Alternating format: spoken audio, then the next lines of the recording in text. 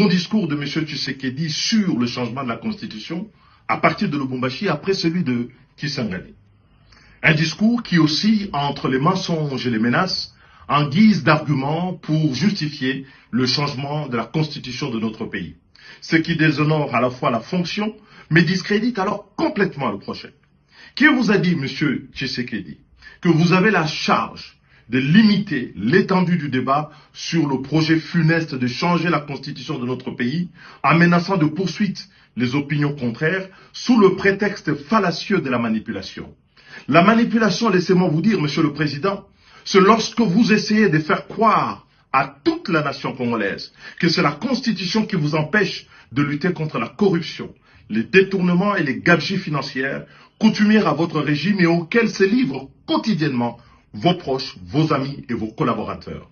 La manipulation, Monsieur le Président de la République, c'est lorsque vous essayez de faire croire que c'est la Constitution qui vous empêche d'améliorer la condition sociale des Congolais, accroître leur pouvoir d'achat, créer des emplois pour les jeunes, donner de l'eau, de l'électricité, construire les routes, les hôpitaux, les écoles de qualité pour tous les Congolais. La manipulation, Monsieur le Président de la République, c'est lorsque vous essayez de faire croire encore que c'est la Constitution qui vous empêche de ramener la paix à l'Est et de recouvrer la souveraineté sur les territoires occupés, alors qu'en réalité, vous bénéficiez de plein pouvoir et tous les moyens consacrés par notre Parlement à la lutte contre ce fléau qui déchire notre pays, n'ont pas, à ce jour, donné des résultats probants. La manipulation, Monsieur le Président de la République, c'est lorsque vous versez dans une interprétation tout à fait iconoclaste de l'article 217 de la Constitution, par un faux bruit, en faisant croire que cet article expose le Congo à céder des territoires à des États voisins. Sinon, M. Etienne Tshisekedi, dont vous portez fièrement le nom, n'aurait pas proposé la même disposition à l'article 69 de la Constitution du 24 juin 1967, dont il était co-rédacteur sous la Deuxième République avec le président Mobutu. La manipulation, Monsieur le Président de la République, c'est lorsque vous inoculez la peur dans la population au lieu de la rassurer, alors que vous consacrez l'essentiel de vos déplacements à l'étranger, alors que vous dirigez un gouvernement dont la survie tient en partie de la solidarité internationale, à l'exemple du dernier accord que vous venez de signer avec le Fonds monétaire international. La manipulation, enfin, Monsieur le Président de la République, c'est lorsque prenant les enfants de bon Dieu pour des canards sauvages,